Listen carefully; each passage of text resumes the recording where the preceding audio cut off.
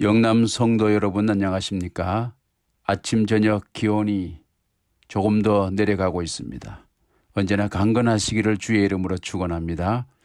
오늘 너는 이렇게 기도하라 주기도문 시리즈 6번째로 오늘 제목을 용서하옵소서 이렇게 제목을 붙여봤습니다. 먼저 본문의 말씀 마태복음 6장 12절에 우리가 우리에게 죄 지은 자를 사하여 준 것 같이 우리 죄를 사하여 주옵소서라고 기도하고 있습니다. 여기의 핵심은 앞이 아니고 뒤입니다. 우리가 얼마나 타인을 사해 주었는지는 모르겠지만 핵심은 뭔가 하면 우리 죄를 사하여 달라는 것입니다. 산상보훈에 보면 113쪽에 용서하지 않는 자는 하나님께로부터 자비를 받을 수 있는 유일한 통로를 끊어버리게 된다. 두 개를 동시에 이야기하고 있습니다.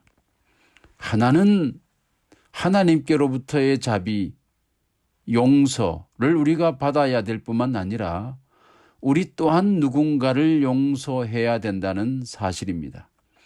근데 솔직히 말씀드려서 우리 인간들은 하나님께로서는 용서를 받기를 원하지만 다른 인간에 대해서는 참으로 용서하기에 용기를 쉽게 내지 않습니다. 용서도 믿음이 없으면 용서할 수 없습니다. 진정 그리스도를 닮은 사람은 주님의 모습을 생애에 적용해서 주님과 같이 자신도 용서할 수 있는 것입니다. 이사야 53장 3절에 보면은 주님께서 이렇게 말씀하셨습니다. 그가 찔림은 우리의 허물을 인함이요 그가 상함은 우리의 죄악을 인함이라. 그가 징계를 받음으로 우리가 평화를 누리고 그가 채찍에 맞음으로 우리가 나음을 입었도다. 하나님께서는 우리를 용서하셨을 뿐만 아니라 우리가 마땅히 져야 되는 수많은 허물, 우리의 죄악, 우리의 징계와 채찍, 이 모든 것을 주님께서 당하시고 우리에게 평화를 주시고 우리에게 치유함을 주시고 우리에게 더욱더 나은 삶을 살아갈 수 있는 힘과 용기를 주시는 것입니다. 그러므로 그리스도의 모습을 바라보는 모든 그리스도인들은 할 수 있는 한 최선을 다하여 타인을 용서해야 되는 것입니다. 산상보훈 114쪽 가운데 그들이 우리에게 아무리 심한 상처를 줄지라도 불만을 품거나 상처를 받은 자신을 동정하지 말며 우리가 하나님께 범죄한 것을 용서받으려 하는 것처럼 우리에게 잘못한 모든 사람을 용서해 주어야 한다라고 말씀하고 있습니다. 조금 가혹하십니까? 저도 인간적으로 가혹하다고 생각합니다. 그런데 참으로 하나님을 따라 살고 싶은 그리스도인은 이 가혹함을 이겨내야 되는 것입니다. 주님께서 우리에게 명령하신 이 명령이 때로는 우리의 생각과 부딪힐 때에는 우리는 가관하게 나의 생각이 아니라 주님의 생각을 따라야 하는 것입니다. 용서는 여러분 한 번만 하면 되는 것입니다. 그런데 용서하지 아니하고 누군가를 미워하고 증오하려면 매 순간 기분이 나빠요. 매 시간 그 일을 생각할 때마다 마음이 상합니다. 매일매일 즐겁지가 않아요. 왜? 그것이 계속 떠오르기 때문에 평생을 나쁜 생각을 계속 가지고 살아야 되는 것입니다. 이것이 더 힘듭니다. 그래서 주님께서 우리에게 말씀하시기를 용서하라고 말씀하고 있습니다. 많은 사람이 용서는 한 번만 하면 그 불편함으로부터 나는 일생의 자유를 얻게 된다 말씀하고 있습니다. 그러므로 용서는 그를 위한 것이 아니고 따지고 보면 나를 위해 하는 것입니다.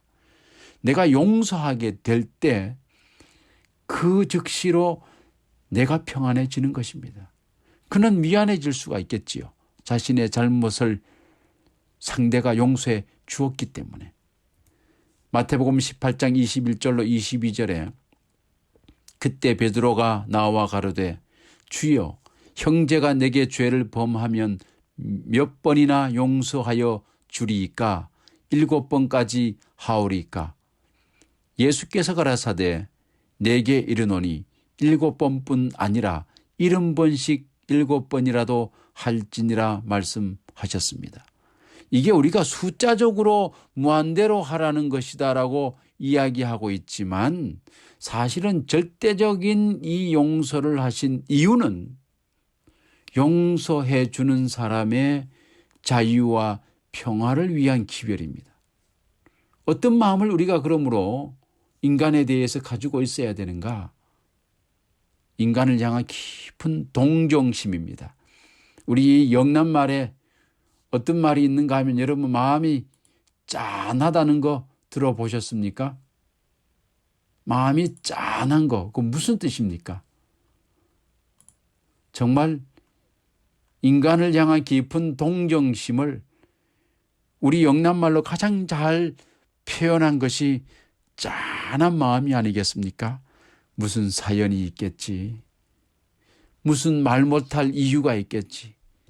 저 사람이 저렇게 나에게 무례하게 대하는데 그런 무엇인가가 있겠지. 시간이 지나 보면은 알게 될 거야. 시간이 지나면 본인의 잘못을 깨닫게 되면 나에게 와서 어쩌면 미안하다고 할 수도 있어. 이런 생각을 할 수 있는 것입니다. 그렇지 않으면 어떡할까요? 어쩔 수 없는 것입니다. 나는 용서함으로 자유를 얻게 되는 것입니다. 사단은 결단코 우리가 용서를 잘하는 인간으로서의 거듭나 변화되는 것을 원하지 않습니다. 용서하지 마. 너 자존심도 없냐? 너 배할도 없어? 저 친구가 너에게 계속적으로 반복적으로 하는 잘못이 있는데 왜 너만 계속해서 용서해야 돼? 이렇게 우리의 귀 속에 속삭이고 있는 것입니다. 여러분, 끊임없이 나에게 잘못을 저지르는 사람은 하늘에 갈 수 없어도 주님의 말씀을 따라서 끊임없이 용서하는 나는 하늘에 갈 수 있는 것입니다. 그러므로 주님께서 이 세상의 어둠의 세상에 있는 이 모든 인간의 연약성과 헤게모니 속에서 함께 뒹굴지 말고 하늘을 향해서 걷기를 선택하라는 것입니다. 그것이 바로 용서인 것입니다. 사단은 끊임없이 우리의 그러한 연약한 품성을 공격하려고 하고 있습니다. 여러분, 옛날에 중세시대에 기마병들이 완전 무장을 하고 달려들면 그저 칼과 창을 가지고 있는 보병들은 이 기마병을 어떻게 감당해낼 수가 없었습니다. 수백 마리의 중무장한 기마병들이 우렁찬 말발굽 소리를 내면서 보병들에게 달려들면 훨씬 많은 숫자가 있는 보병들일지라도 그 기마병을 감당해낼 수가 없고 말발굽발에 다 짓밟히는 것입니다. 그래서 보병들이 생각해낸 게 뭔가 하면 이 소위 말을 상대해 기마병들을 상대하기 위해서 굵은 앞이 뾰족한 말뚝을 준비합니다. 한 3, 4m 되는 말뚝을 준비하여서 45도 각도로 딱 이렇게 각도를 세우고 있다가 기마병들이 달려오면은 앞쪽에 달려오는 기마병들이 다 그 말뚝, 굵은 말뚝에 찔려서 말들이 이리저리 쓰러지는 것입니다. 여러분, 그 굵은 말뚝, 앞이 뾰족한 말뚝은 기술을 제거하기 위하여서 있는 것입니까? 아니면 그 말을 제거하기 위해서 있는 것입니까? 네, 바로 말입니다. 기수는 인간이 감당할 수 있지만 말은 보통 보병이 감당할 수 없습니다. 오직 그 말뚝만이 가능한데 사단은 기수가 아니라 말, 곧 우리의 품성을 끊임없이 공격한다는 사실을, 그가 그러한 방책을 가지고 있다는 사실을 기억하시기 바랍니다. 용서는 예수 그리스도께 전적으로 의존하는 것을 의미합니다. 하나님이 우리와 함께하지 아니하시면 결단코 우리가 온전한 용서를 할 수 없다는 사실을 이 아침에 기억하시기 바랍니다. 레위기 1장 3절로 4절 말씀에 보면 그 예물이 소의 번제이면 흠없는 수컷으로 회막문에서 여호와 앞에 연락하시도록 드릴지니라. 그가 번제물 머리에 안수할지니 그리하면 연락되어 그를 위하여 속죄가 될 것이라 말씀하고 있습니다. 죄인이 번제물을 가지고 오면 그 머리에 안수를 하면서 자신의 죄가 그 번제물에게로 전가, 소위 말하자면 전달되는 의식으로서 안수를 합니다. 그런데 이 안수를 한다는 것은 무슨 의미인가? 그 번제물은 우리의 죄를 용서하시는 예수 그리스도를 상징하지 않습니까? 그러므로 안수한다는 것은 본뜻은 체중을 기댄다는 뜻입니다. 나의 체중을 나의 구주께 완전히 기댄다는 것입니다. 어떤 상황인가? 절벽 아래에서 떨어져 죽는 상황인데 그 절벽에서 기대면 천길랑 떨어지로 떨어질지언정 버팀목이 되어줄 수 있다는, 주님께서 버팀목이 되어줄 수 있다는 확신을 가지는 체중을 기대는 것입니다. 벼랑 끝에서 체중을 벼랑 쪽으로 넘기면 어떻게 되겠습니까? 그럼에도 불구하고 그렇게 기대는 것은 거기에 강건한 주님께서 벼랑 가운데로 떨어지지 않도록, 그래서 영원한 사망에 이르지 않도록 우리를 지켜준다는 의미가 바로 안수의 의미가 있는 것입니다. 구원이라는 영어 단어가 3개가 있는데 rescue라는 게 있습니다. 보통 위험으로부터의 구조죠. 119에서 많이 쓰는 용어입니다. salvation이라는 게 있습니다. 그냥 우리가 가장 많이 쓰는 구원이라는 뜻입니다.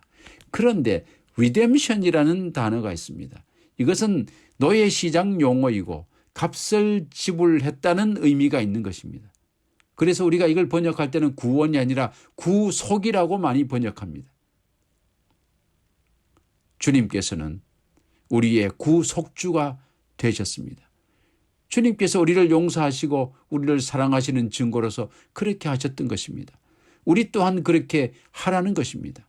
산상보온 116쪽에 용서, 곧 하나님과의 화목은 우리의 행위에 대한 상급으로 주어지는 것도 아니고 죄 많은 인간의 공로로 주어지는 것도 아니요, 오직 그리스도의 완전한 의의 근거를 둔 선물로서 주어진다. 우리는 선물을, 위대한 선물을 받았으면서 그것을 전혀 활용하지 않으려고 하는 것은 도둑이 아닙니까? 반드시 여러분, 주님처럼 우리도 이 위대한 선물을 타인에게 주어야 되는 것입니다. 용서는 파도가 지나간 자리이다. 수많은 상처가 있지만 파도가 그 해변가에 쓰어진 상처처럼 난 그 자국을 파도가 와서 1번, 2번 훑고 지나가면 사라져 버리지요. 그렇게 될 때 우리 마음에서 온전한 치유와 평안이 찾아오는 것입니다. 예수 그리스도의 이름으로 우리의 모든 기도에는 힘이 없지만, 그러나 오직 우리 죄를 속하려 피 흘리신 예수의 희생만이 우리의 기도가 하나님 앞에 연락되게 하는 것입니다. 그것이 우리가 용서받았다는 증거인 것입니다. 그런 것처럼 우리 또한 타인을 용서할 수 있는 저와 여러분 되시기를 주님의 이름으로 축원합니다. 오늘 하루도 그리스도를 인하여 승리하게 되는 우리 모두가 되길 빌면서 오늘 말씀을 마치겠습니다.